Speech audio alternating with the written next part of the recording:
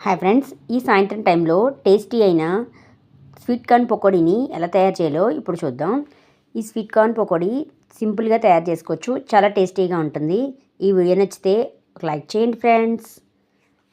Sweet కార్న్ని గింజలుగా తీసేసుకుని ఓ బౌల్లో వేసుకోవాలి. తర్వాత సన్నగా తరిగిన ఉల్లిపాయ ముక్కలు, పచ్చిమిరపకాయ ముక్కలు, కొత్తిమీర, 2 స్పూన్ల శనగపిండి, తగినంత ఉప్పు, వాటర్ వేసుకుని పకోడీ పిండిలాగా కలిపేసుకోవాలి.